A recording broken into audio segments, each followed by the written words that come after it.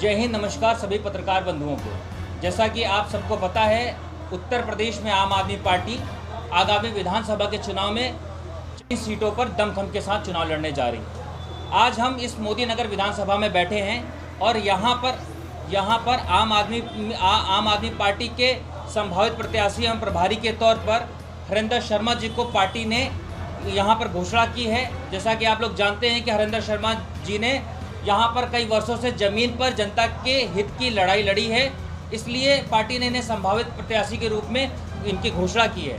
आपको मैं बता दूं कि माननीय अरविंद केजरीवाल जी ने उत्तर प्रदेश की जनता के लिए घोषणा की है 24 करोड़ जनता को 24 घंटे 300 यूनिट बिजली मुफ्त। इसके साथ जो घरों में लोग रह रहे हैं उनके लिए उनके जो पिछले बकाए हैं उनको माफ़ कर दिए जाएंगे। किसानों के जो बिल होंगे वो पूरी तरीके से माफ़ कर दिए जाएंगे।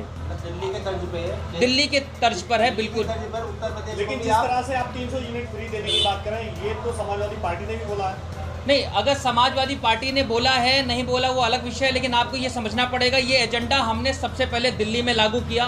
दिल्ली की जनता को हमने 200 यूनिट मुफ्त बिजली देने का काम किया।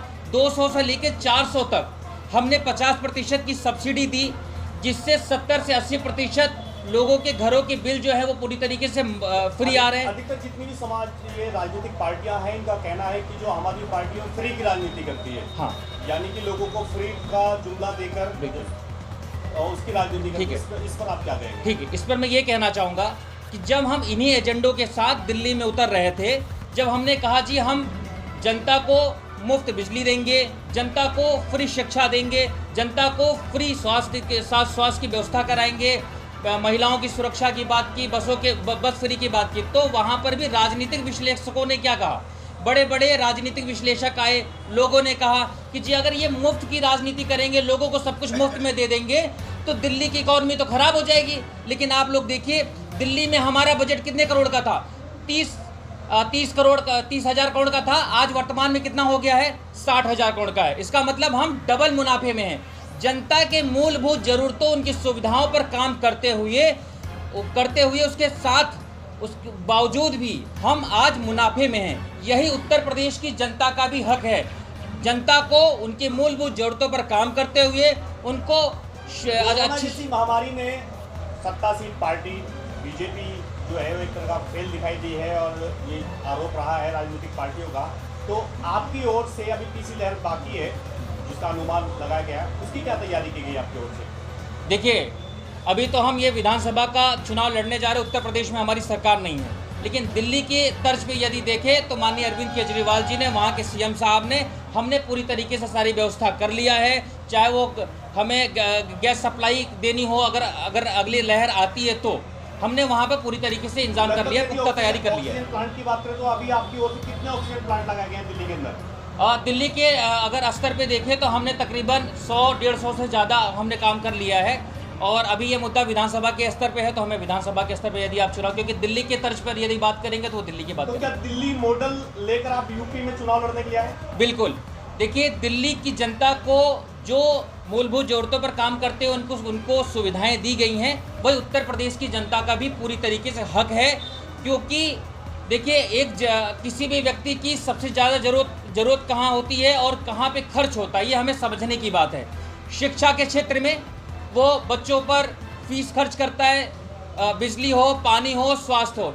यदि इन सब चीज़ों को सरकार मुहैया करा दे तो मैं ये समझता हूँ कि जनता का पैसा बचेगा और वो अपने व्यक्तिगत विकास के लिए लगा सकता है। आम आदमी पार्टी कांग्रेस का करप्शन दिखाकर सत्ता में आई थी, और लेकिन जैसे ही 28 सीट पहले आई थी और जिस कांग्रेस के खिलाफ आई थी उसी कांग्रेस से गठबंधन करना पड़ा था।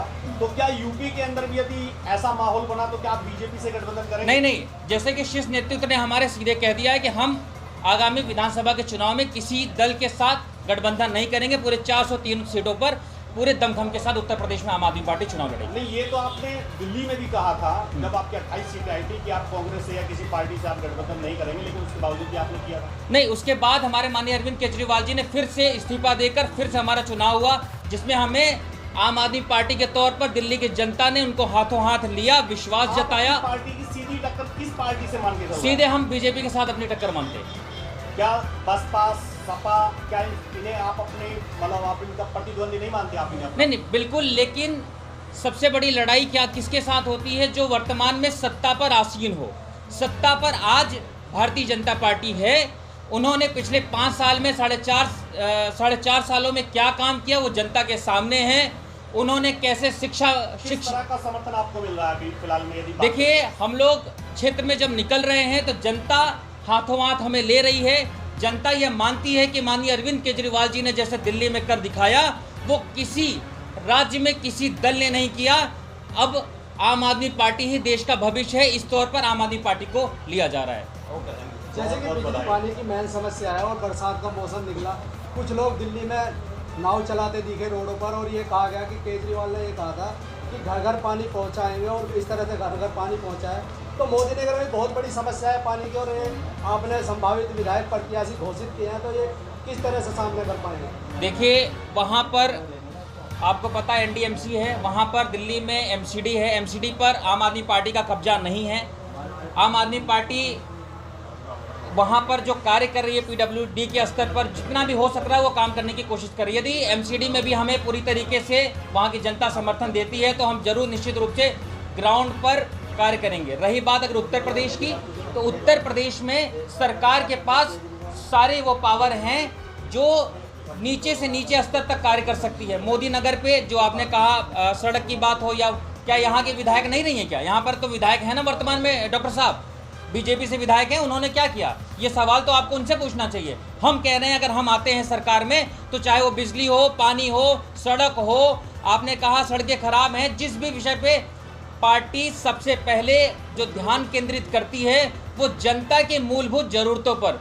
जनता की मूलभूत ज़रूरतों में ये सड़क भी आती है, क्योंकि वो उनको परिवहन की व्यवस्था अच्छी होनी चाहिए। हमने कर दिखाया, महिलाओं के लिए कर दिखाया। तो इसी तरीके से उत्तर प्रदेश में भी आम आदमी पार्टी हर मुद्दे पे काम करेगी। जैसे कि आपने कहा कि आपको विधायक जी से पहुंचना चाहिए, आप प्रतिद्वंदी पार्टी भी और आम आदमी पार्टी जो है यहाँ स्थापित है, तो अभी तक जो है आपके नेता हैं यहाँ के, ये विरोध क्यों नहीं करते? हमारे देखिए जी, हमारे अभी नेता नहीं, हमारा अभी संगठन है।